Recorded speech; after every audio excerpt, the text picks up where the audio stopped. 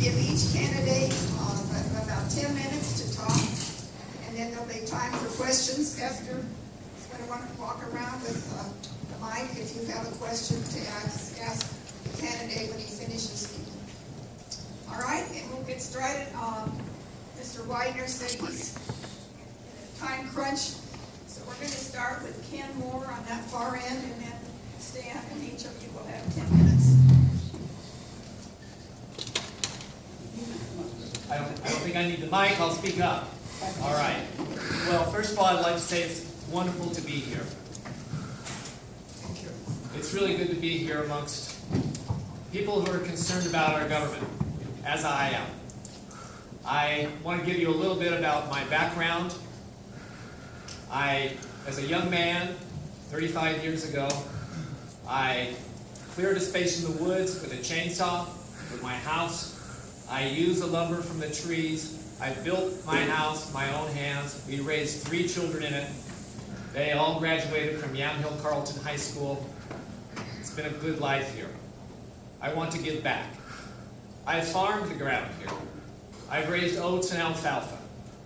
There's nothing like sitting on top of a 15-foot stack of hay that you've watched grow, harvested, baled, and stacked in the barn. It's a wonderful feeling. And as a result, I know something about agriculture. I received my degrees in applied physics and computer science, and I went to work for Intel in Hillsboro. Had a good time there as a design engineer, coordinating the design team. And I came here to Hewlett-Packard and helped design heart defibrillators at the medical division. So I know something about engineering and about manufacturing. I have served as the board chair of my church. And there I've had, well, here, in this room, we have had many wonderful community and spiritual experiences. I'm a small business owner. I'm a licensed, bonded, insured handyman. The tagline in my Yellow Pages is, "Call me, I can fix it." So as a result, I know something about small business. I volunteered in the community theater, gallery theater, for many years. I've served as the board president for 10 years. And there, on a shoestring budget, year after year, we delivered quality entertainment and wonderful community experiences with opportunities from the littlest to the most experienced and wise to have a good time and put on wonderful productions for our community.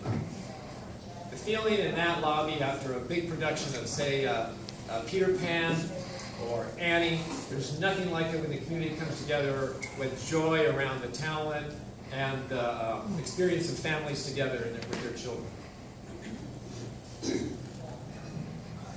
I volunteered in the schools. At Yamhill Carleton High School, I was an Aspire counselor, which is a volunteer counselor that helps kids make the transition from high school into whatever's next for them, vocational, 2-year college, 4-year school. And there I had the reward of helping children, helping the young kids there do that. Sometimes some going to college for the first time from their families.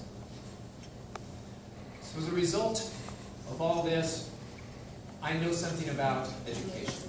I know something about serving in all these fields. And I want to serve with that knowledge in the legislature. I've had these experiences because I've had opportunity. And that's what I want for the members of this district, is opportunity for excellent education and for living wage jobs.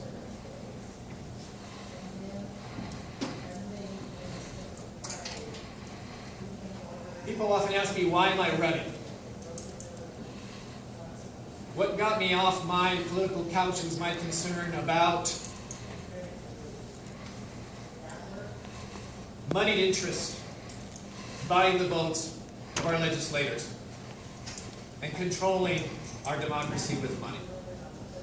So I got active in the community. People came to me and said, hey, you could run for the legislature. I went home and I told my wife, I said, hey, some people are asking me to run for the legislature. And I said, what do you think? She said, I think that's a good idea. So I had that one vote, that mandate that I needed to go forward. I have that support. She's amazing, amazing support to me in this campaign. People often ask me again, so why are you running? What do you want to do? What have you seen? What's up for you? Well, I've already told you. It's education and living wage jobs. I've knocked on thousands of doors in this community, and I've learned that over and over, these are the main concerns of the people I've been talking to.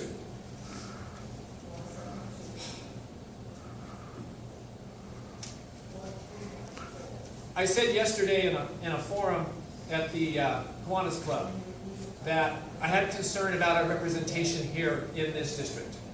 I told, and maybe read the paper this morning, it was in the paper, that our current representative missed almost a third of the votes in the legislature. He was not present. 52 out of 176 votes. And our district is not being represented. I also did not tell, I wanted to clarify a little bit about that. That's the most votes missed in the last legislature, by far. The most common number of votes to miss in the legislature is 0. There's more to it. In the last session, in 2013, the incumbent, my opponent, missed nearly 1/5 of his committee meetings. He serves on 3 committees: healthcare, business and labor, and energy and environment. He missed nearly 1 meeting out of 5. That's like 1 day a week, not coming to work. So this is a concern of mine. When people ask me, why am I running? I'm running to represent this district actively, engaged in the conversation in the legislature. And so I ask for your vote to send me to the legislature to do that, to work, and I want to take more questions about living wage jobs and education, but to serve in the legislature to bring to pass an economy and education that works for everyone.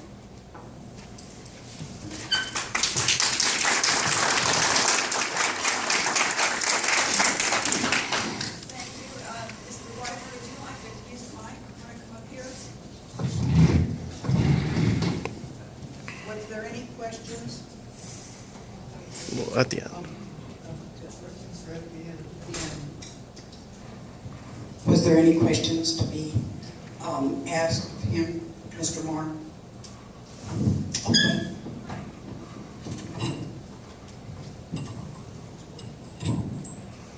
That it is.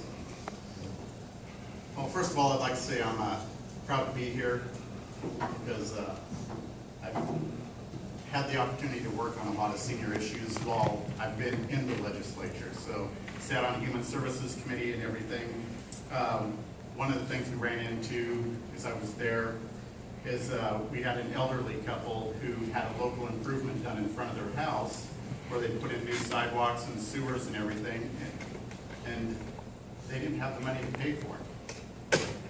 Well, at that point in time, there was a law in place where government could just go and sell your property for the amount of that lien. It was $7,500.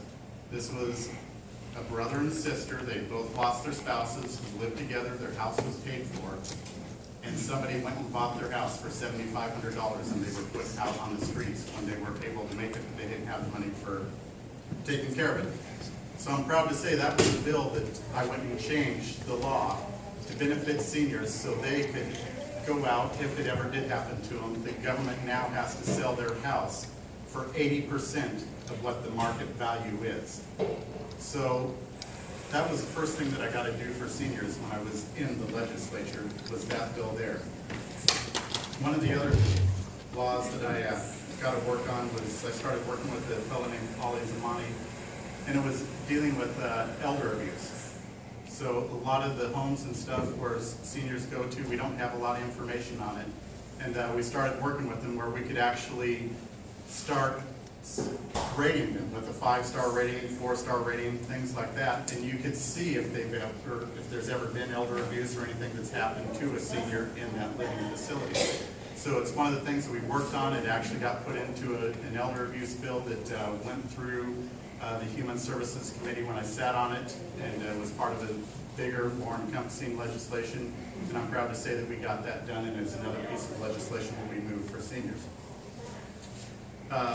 Another thing that we worked on very strongly is prescription drugs. So I would look at what my grandma was paying for some of the prescription drugs that she was having to use, my parents, things like that. And we started telling the state, you know what, why aren't we going out to bid, competitive bid for generic prescription drugs? And it wasn't anything that was happening. And we were able to sit down, work with the chair of the healthcare. I sat on the healthcare committee, bring Tom Burns in, and actually get the state to go out to bid for generic prescription drugs to help drive down the cost for seniors, so it's not a burden on you to be able to purchase the drugs that you need. Just trying to think, ID theft was another bill that I had that we worked on, because this was something that was very big, where it could be a family member or somebody would get information about a senior and they were stealing their ID and destroying their credit or taking their bank account information. And this was something that I was able to work on and was very proud of in an instrumental bill that we passed in 2013 session. So another thing that I got to work on for seniors, and I can't really come up with any more off the top of my head, but these are just things that make me proud to be here at the Senior Center today, and constantly working on information for seniors. Today, I asked to go first because I actually own a small business here in Yamhill County myself. We manufacture lenses for glasses at a facility in Newburgh. And we actually have our biggest show of the year that's happening up in Portland. And I was worried that I wasn't going to get here today, but after the Kiwanis debate, I wanted to be here today, so I could let you know who I am and about me. And I kind of want to go over what my opponent just said about me being gone for the short month session where I missed a third of the votes. That did happen.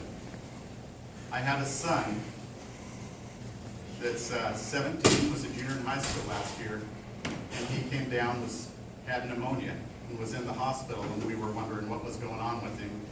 We had 6 different specialists that we went to, thought he had fibromyalgia.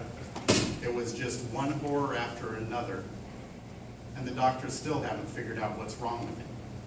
So yes, we'll take 20 votes a day on the floor. You know what's going to happen with those bills when they go across that floor, because they wouldn't be going to the floor if they weren't going to pass. So I did miss votes on the floor, but I will tell you, my family's number 1. You guys are number 2 in my life. My door is open to every one of you in this room. And if you call my office, even if I'm not there, I know my staff will take care of you. And if there are any constituent issues, I know we've addressed them and helped everybody who's called our office. We're one of the best offices in the building for it. It doesn't matter who calls, who makes appointments. Sometimes I have to get on my staff because I'll have appointment after appointment, 15 minutes into the next, into the next, into the next. So I'll say, guys, I need time for lunch. So they forget that I need lunch. Or they're telling me I need to lose weight. I haven't figured it out yet. So, but lots of times I will be eating lunch while I'm working with a constituent. Lots of times that's when we will let Lobby come in and talk to me while I have lunch. You show up in that building and you show up at my office, you will get to see me. That's why I may not be in a committee here, because one of you showed up at the building, and if you took the time to drive down to Salem to see me, I know what's going on in the committee. I know everything about that bill that's being discussed that day. You know what testimony is coming because everybody's came to your office and talked to it beforehand. And you know all the information about that bill before you ever even go into the committee, and you know probably where you're going to vote on that bill no matter what in the committee. You know if it's going to pass out of the committee. If it's not going to pass, they don't open a work session on the bill. That's the reality of the legislature.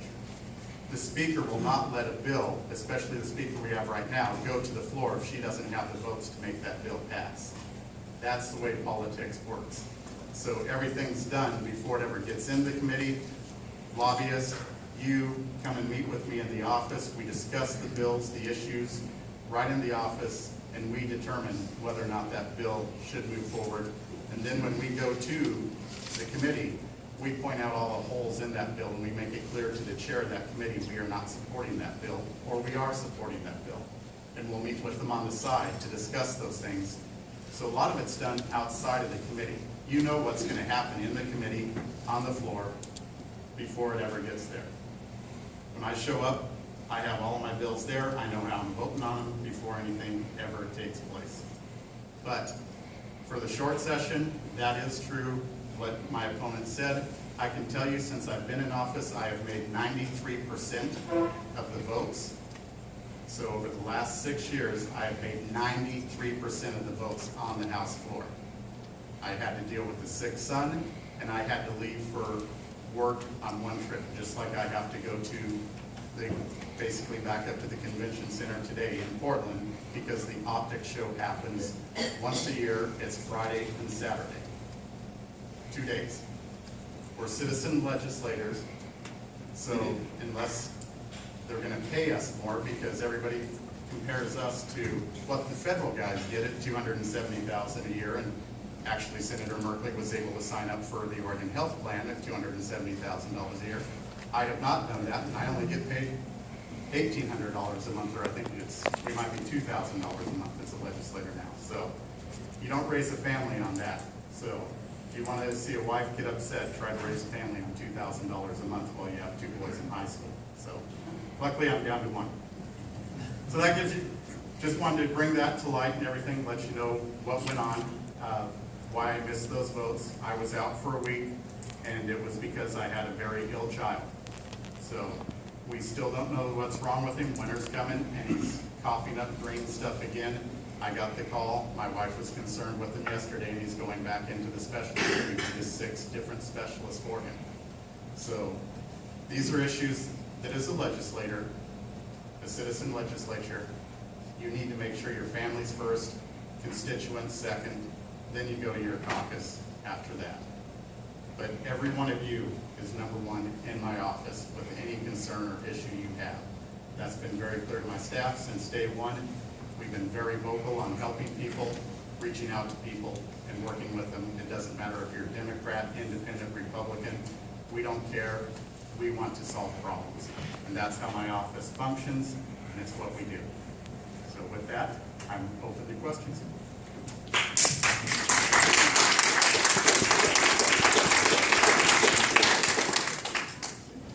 Does anyone have a question for him? Laverne. You said you worked on a bill. Thank you for coming. I appreciate all the gentlemen coming. You worked on a bill about ID theft. Could you explain a little bit more about what's in that bill and how it works? So the ID theft actually was encompassed into a larger bill that we had. And actually I have the details on it right here. So, actually, I have the legislation right here. Basically, you had, it would run into where lots of times it was family members who were actually taking a senior's ID. So it could be, you know, a grandchild, mother from, or an aunt, or somebody who's outside that's taking care of somebody and they didn't know what was happening. And the prime example, there was a gentleman we had in Forest Grove where this happened. We had the police come in and testify multiple times on this. It was the Forest Grove, actually, private investigator who we worked with on this issue. But there was a caretaker that was related, and he was getting paid by the state to take care of them, but then he was actually using that senior's ID and going out and draining his bank account because he had access to it. So what we did is basically turn that into a felony offense when they did that. So that's essentially what we did, is just made tough penalties on anybody who does that or takes the ID or goes in and drains your bank account without you knowing. Because there's times where you might get sick or medication you're on causes you not to function, you're not thinking clearly, And so you just sign things over to the person that's caretaking for you, and you don't know what's happening until it's too late, and then another family member comes in and sees it. So we had no way to prosecute them or do anything to them. Is what we did is just put tougher laws on it and made it to where the DAs could go after people who were doing that type of thing. So, and that's essentially what the bill did. It's much deeper and more complicated than that, but essentially that's it. Anyone else have a question? Hi, I'm still a little concerned about the missed votes. And so as I understand it, it was in the last session, you missed 52 votes out of 176. And you just said there was like 5 days with your son. I'm sorry your son had to go through that and you had to go through that. So if you take, 52 minus 5, you still got 47 misses. And now are you saying that 47 times people came up and you couldn't excuse yourself to go to a vote? No, when the bills come to the floor, you'll vote on 30 bills in a day, in a session. So that short month session, this is basically we have used to just have a 6-month session, now we have a 5-month and a 1-month session. So everything happens towards the end of that session, so all the bills are worked on the first 2 weeks, and then they all come to the floor at the end. So you'll vote on 30 bills in 1 day. So during that 5 days, all those bills came across that week I was out. So you're saying all 52 bills that you missed were in one? Yes. Because what happens in the 5-month session, you will vote, there will be about 1,500 to 1,700 bills introduced, okay? And then you work those bills over the 5 months, and when you get towards the end of the session, that's when they come to the floor, and the floor just starts getting busier and busier as time goes on. When that 1-month session comes in, everybody has 2 bills that they can introduce. So I have 2 bills, every other member has 2 bills, so there's 120 there. Then each committee has 5 bills that they can introduce as well. So you get to the first 2 weeks, none of them get to the floor during that time because they have to make it through the committee process. So it's introduced, very first day we introduce the bills, and some of them you have 2 weeks to get them introduced. And then they go to a committee, then it's 2 weeks to get them through a committee, then after they get through the committee, they go to the floor. So essentially that last week, in 2 weeks is when you're voting on everything. So the first 2 weeks you're hearing it, the next week you'll have a big flood of them because they got to get to the Senate and get through the Senate. And then all the Senate stuff is coming right back at you.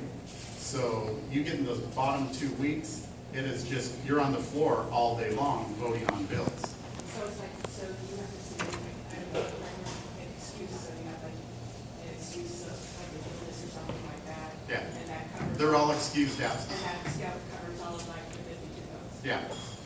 And those bills, I mean, if you look at every one of those bills, I guarantee you they passed with probably 50 votes or better on the floor. So, because they will not come to the floor if they don't have the votes to pass. Anyone else?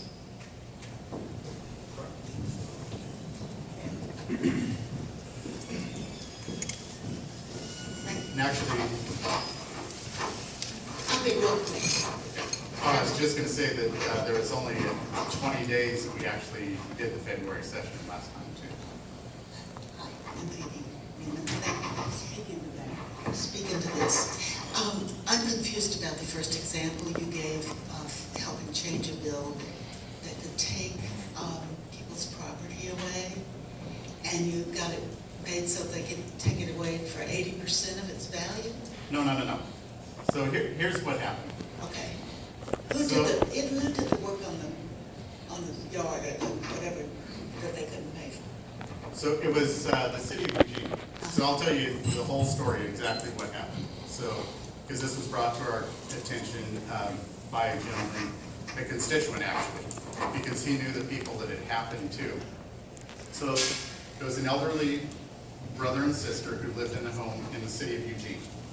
City of Eugene went through and they redid the sewer system and the sidewalks in front of their house. So they were living on Social Security, and that's all they had for income. Well, lots of times right now with property taxes the way they are in communities, you can't afford to pay your property taxes, and then when they go and do an improvement on it, now you're stuck with that improvement. So an LID is a local improvement district. So they replaced everything. Well, they put a lien on their property of $7,500. Well, at the time, they had a certain amount of time to pay that local improvement, or pay that lien off. They could not do it. They owned their house free and clear. And this is where a lot of guys, and I don't know if it was done by commissioners or I saw this, but this is what's wrong with politics, is what happened here. The most they could sell that property for when they went to auction was the amount of the lien. It had a $7,500 lien on it.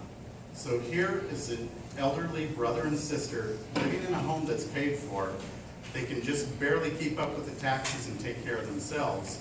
Their property sold for $7,500, and then they were put into retirement facilities that cost the state a bunch more money. So now they were being independent, and they were forced into living into a retirement community that the state had to pay for because of laws that were enacted. So we went through and drafted legislation that said, no, you must go to auction and sell it for 80% of the appraised value. If it doesn't sell for that amount, then you have to do it again. So they can still sell your property, because this was a battle I had with the cities on this as well, because they look at cities and counties. But they can still sell the property, but now they have to sell it for 80% of the value. So if the value was $100,000, they'd have to basically sell it for $80,000. So now the $7,500 would pay off the lien, and at least they have basically the remaining balance to go find another place or to sustain their lives and have some dignity for what had happened to them. So that's what the legislation had done. Thank you. I just want to add one quick thing. Can you argue against the city coming along and doing the work in front of your house? You are stuck with the local improvement districts. I mean, that's one of the issues. I mean, there's some places where it doesn't matter, but when they get to the sidewalks and inside a certain area, then it goes to where it's yours. So that is a big problem with government. Thank you, Mr. White. I think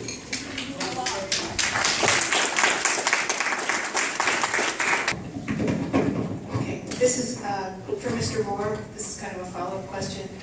Mr. Weiner explained to us and told us that all of the votes, I think it was 52, that he missed occurred during the 5 days that his son was hospitalized, and I think we all think that's pretty understandable. And so, from what I know about you, you're a pretty compassionate guy, and I don't know why you would admonish him for missing votes while he's taking care of his son in the hospital. I'd like to hear what your answer to that is.